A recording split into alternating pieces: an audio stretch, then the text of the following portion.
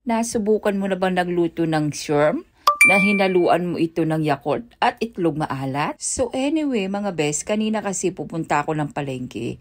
Pala ko sana ang bumili ng sibuyas dahil nga naubusan na kami ng ingredients dito sa bahay. Kaso naman best, nung pagtanong ko kung magkanong presyo ng sibuyas, nabigla ako at natakot dahil ang pagkasabi 390 daw ang isang kilo. Kaya sabi ko dun sa nagtitinda, baka nagkakamali lang po ako ng dinig kako. Hindi, sabi niyang ganun, talagang 390 po ang isang kilo.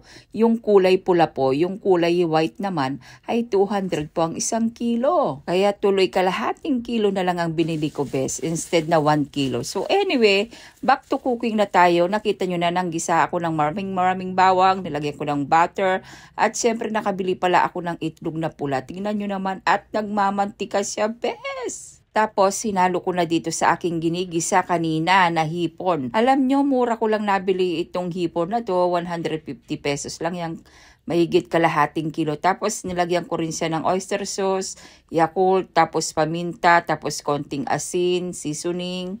Tapos, sinalo-halo ko lang ng parang ganyan.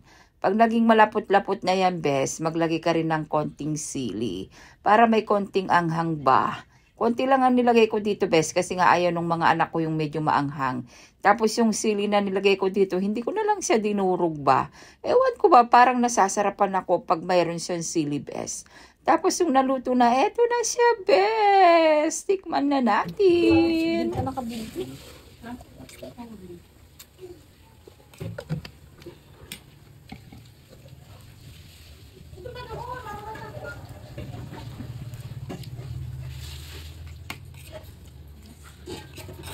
O bes, dito naman tayo sa ating chicharon. No? Kung gusto mo bumili bes, nandiyan sa aking yellow basket. Bes, marami dyan. Pwede kang mag-business nito.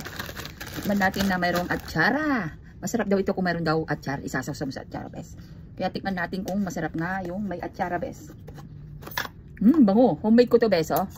Kung gusto nyo, ay naku, natapon pa. Sorry mga bes. Lagyan natin dito po tayo. Para kwan. Sarap kaya nito ng homemade bes. Ano, sarap oh. Akong gumawa nito mga bes. Gusto kasi pag kinakain ko, gusto ko ako may gawa para natatansya ko yung mga ingredients ko. Kasi alam niyo naman na may sakit na tayo, isa tayong dialysis patient. Kaya gusto ko ako lang yung kung nagluluto dun sa mga kinakain ko bes. Sabi daw nila masarap daw pag may chicharon. So sa mo, lagyan mo ng atsara. Try na natin kung talagang masarap na bes. Yan o bes. Natakam na ako bes. Ang sarap.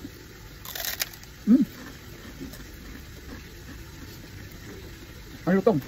Ang lutong ng ano? Ang ulo pa. Ang lutong ng chicharon bes. Ang sarap. Perfect combination siya. Grabe. I'll try mo na bes. Kunti lang kainin mo dito kung sa dialysis patient bes. Bawal sa'yo. Kasi nga nakakataas ito ng ano, phosphorus. Nakakakati sa katawan. Saka potassium yung itong papaya bes. Kaya kailangan dapat hinay-hinay lang bes. Huwag masyadong lamon. Sarap. Grabe. Bali nakakaisang lang ako nito. Okay na. Yung talaga gusto ko itong atsara, lalo na pag kumakain ako ng may taba-tabang baboy, o bab. Kumain ka nito para hindi ka masuya, bes. Masarap talaga. Kunti lang, baka mapasobra na ka, bes. Parang ano, maasim-asim, sweet and sour. Matamis na maasim. Tapos samahan mo ng chicharon. Grabe, bes. Ang sarap. Malutong talaga. Kung gusto mong umorder, nandyan sa aking yellow basket, bes. Bili ka ng chicharon. Murang ito, bes. Kaya bili ka dyan. Gusto mo ba? Hindi ka, ang sarap. Ang sarap, tahan mo dito.